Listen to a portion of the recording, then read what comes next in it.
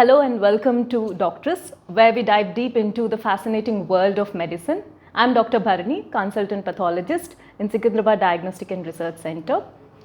Today we'll be shedding light on crucial yet underrated field, pathology. Now, pathology is a science that works behind the scenes and helps doctors to come to an accurate diagnosis and also help in guiding treatment decisions. Yet it does not always get the recognition it deserves. Joining me today is Dr. Sharada Nagoti, a consultant thoracic and lung transplant pathologist who is currently associated with CPATH Referral Labs. She is the only pathologist practicing exclusively thoracic pathology in India. She is a national delegate in the podcast Fresh Air series representing India among other lung pathology experts worldwide. We are very happy to have you, Dr. Sharada Nagoti. Thank you so much for the invitation, Dr. Bharani. And it's a wonderful opportunity to connect to the network of Indian lady doctors, and it's my pleasure.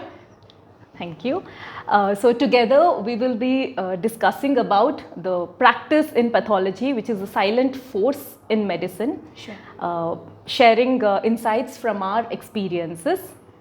So shall we dive in? Yes.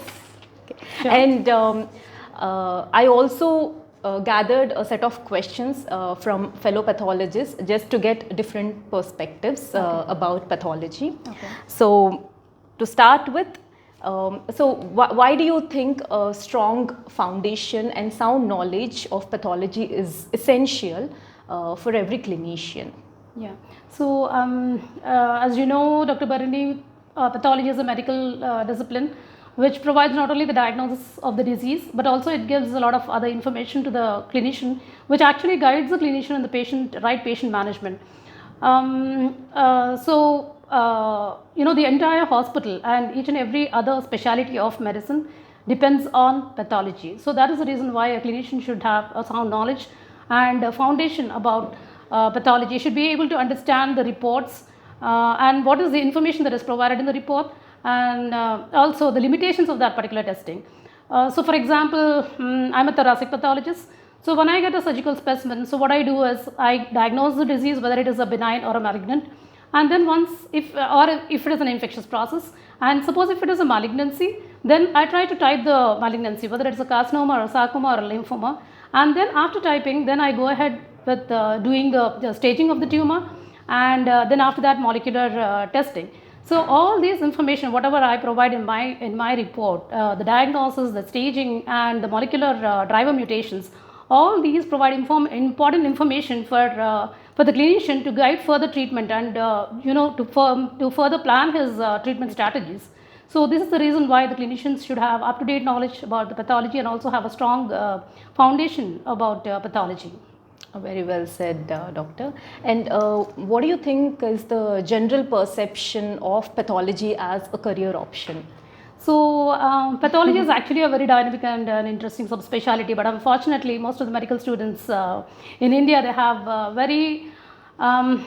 they have a lot of preconceived notions. That is because I feel that they are not properly rotated to the pathology department postings, unlike the clinical rotations. So once they understand that the pathologist is actually the hero behind the scenes, I think pathology is a very good career option, especially to people who have a lot of desire to learn for research, who has a desire to teach, and who has other who are very inquisitive and who can do that detective work, like solve the clinical puzzles and then come up to the diagnosis, who has a lot of observation skills. They can recognize the patterns, they have good communication skills. So for people who love doing all this, who are passionate about all these things, pathology is a very good career option. Yeah, I agree with you totally, ma'am.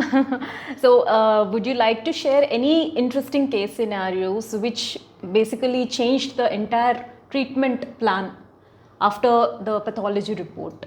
So I get reminded of one interesting experience that I had.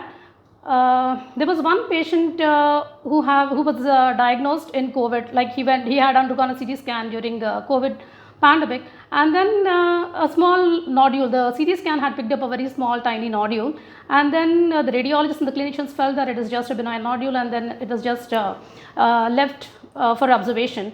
And then he had some few follow-up scans. The nodule was very slow growing, and after 2 years what happened was another CT scan was done because he had prolonged cough, and then the nodule size had increased, and then that was when they had a suspicion.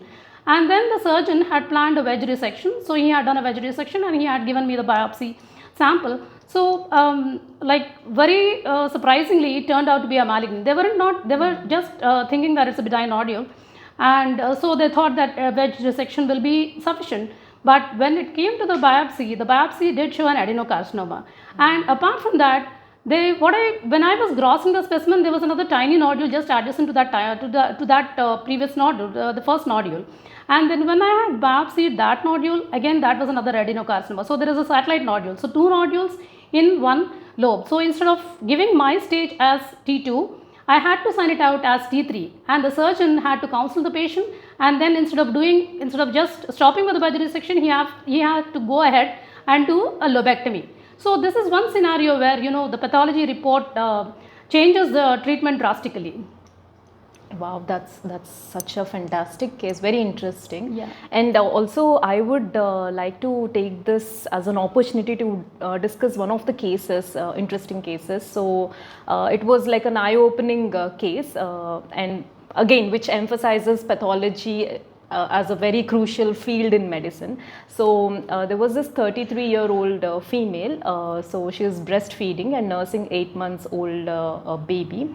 So she had come with a lump in her right breast and was already treated because usually during breastfeeding the common diagnosis that we come to is a galactosile, a cyst basically, a retention cyst.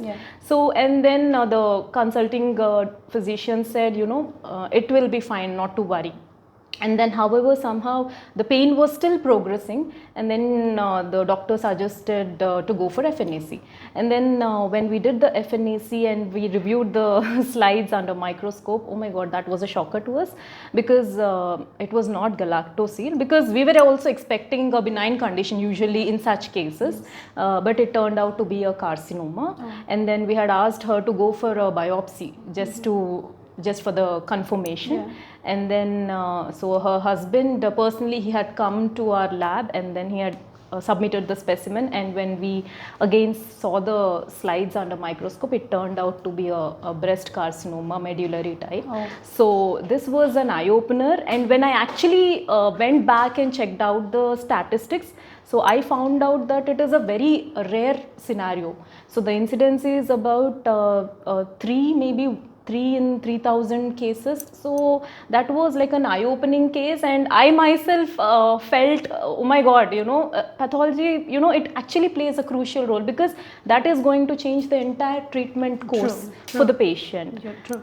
So yeah, so having said So that, these are all wonderful experiences in our lives as a pathologist.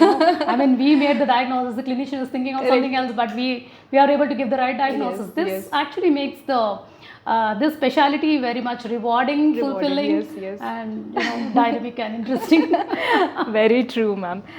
So coming to going to the next question, what are the different specialities in pathology? So pathology, a lot of subspecialties are there in the pathology, like thoracic pathology, which I practice.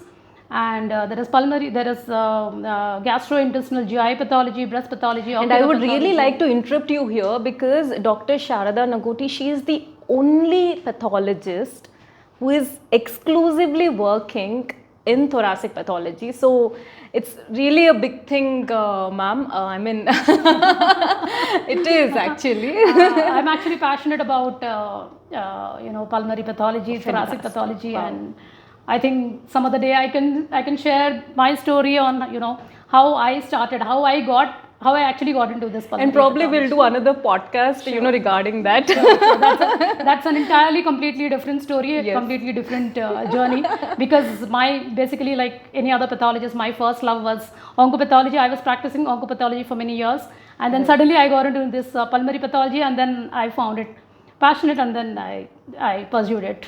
Wonderful, ma'am. I'm sorry to interrupt you. Yeah, please. Specialties in pathology. Yeah, specialties in pathology. Yeah, so it can be GI pathology, ocular pathology, breast pathology, renal pathology, hepatopathology. So most of these subspecialties that I've mentioned, they have fellowships, they have fellowship trainings in India. But thoracic pathology is the least explored. There's no fellowship in India. And so, like to every specialty in medicine and surgery, there is a pathologist counterpart who can, give the accurate diagnosis and then guide the clinician in the patient management. Okay. And so what is pulmonary pathology, or like the thoracic pathology, and what is its scope in India? Yeah. So pulmonary pathology, pulmonary is basically lungs, lung diseases of the lungs, and thoracic, it's it's the thorax, complete thorax, which includes even the pleura, the mediastinum, and the thoracic organs like heart and vessels and all. So, so coming to the scope in India, yes, pulmonary pathology or thoracic pathology, it has a very good scope in India, especially with the advancing technologies, especially in interventional pulmonology, where previously it used to be only the CT guided biopsy. The radiologist, the interventional radiologist used to do the biopsy, but it's now it's the interventional pulmonology which is actually advancing in leaps and bounds. The pulmonologists are doing the forceps biopsy, the transbronchial biopsies, forceps biopsies, the cryobiopsies. Not only for the neoplastic cases, but also for the non-neoplastic, especially the interstitial lung diseases. So there is a big role of pathologists in diagnosing these diseases, and coming to the neoplastic lung pathology, there are a lot of new screening methods which are coming up. So a lot of new lung cancer patients which are lung cancer cases which are being detected. So the pathologist has a role in not only the diagnosis, the typing, the staging, and the molecular testing of these lung neoplasms. And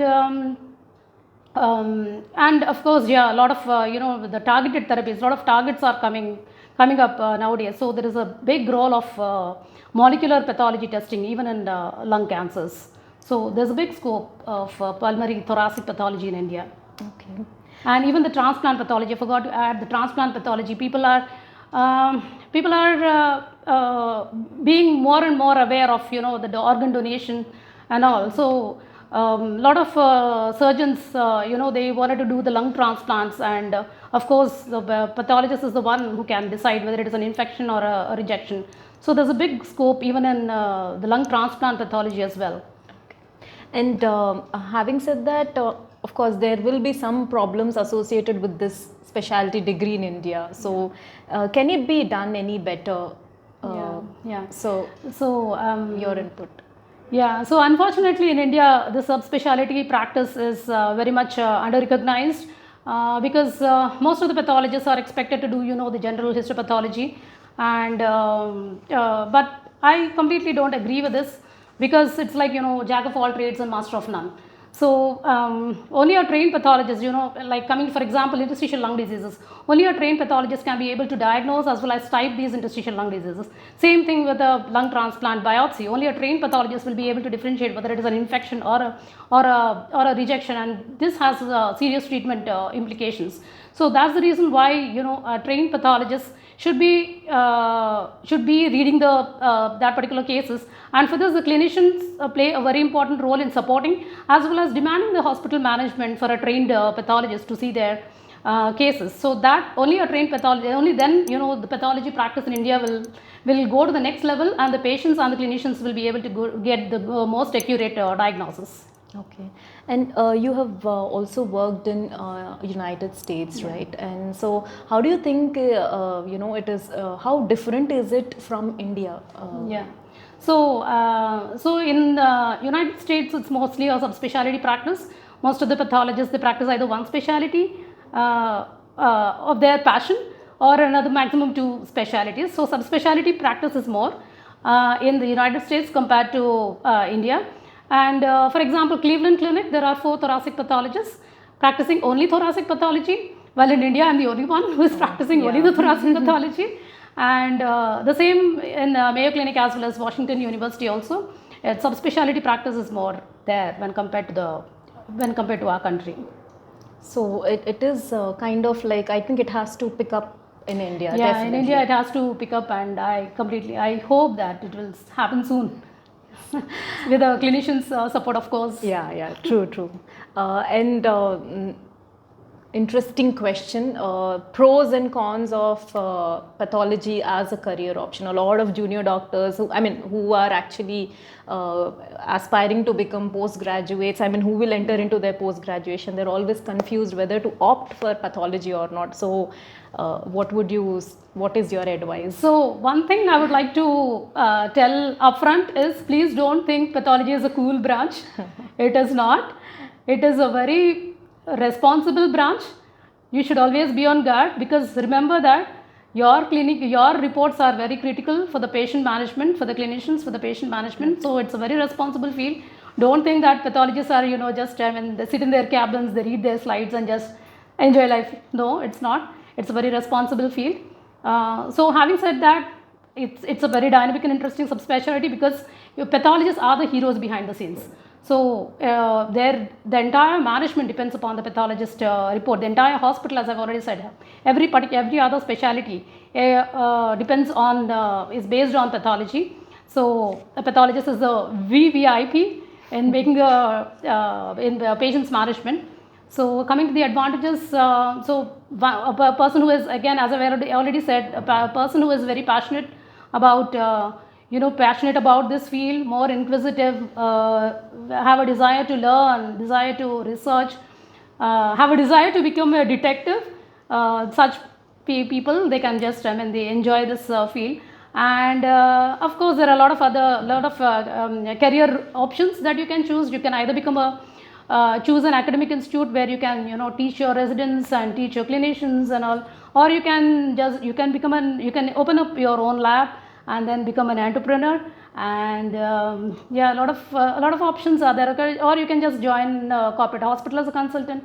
So a lot of career options are there for pathology. So these are the pros. And then the cons. The cons are, like, as I've already said, it's a very responsible field. Your report carries a lot of weightage. So be very, very careful. Pathologists should be very, very careful in signing out the report, especially benign versus malignant, because if you make such a gross mistake, then you can end up in medical legal issues. And the other thing is, you don't get the opportunity most of the time to interact with the patient directly. So for some people, it might be a less rewarding thing, but again, please remember, you are the heroes behind the scenes. Yeah, that is true, because I often get these kind of questions, and sometimes I am also in limbo. How do I make them understand? They come and they ask me, what are you? I say, I'm a pathologist. Oh, what do you actually, what do you mean by, pathology? What do you do actually? Are you like even a doctor? I said, okay, fine. Now, how do I answer this question? So I think, so now pathology is no more a paraclinical branch. It has moved to a clinical branch. It's a clinical specialty now. Yeah, true. It's a great news.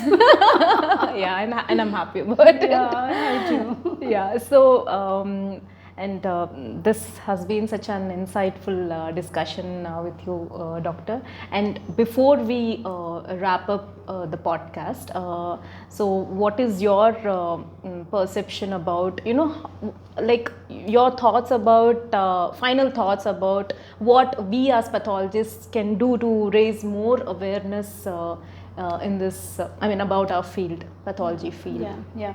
So before going to that question, I would like to give one golden piece of advice to the budding pathologists as well as the practicing pathologists. As I've already said, you're a very responsible person. Your report carries a lot of weightage. You're the main, it's very critical. Your reports are all very critical. So don't just see the slide and sign out the report. Please, and before that, please don't make yourself feel that you are inferior to a clinician. No, because as I've already said, we play a very vital role.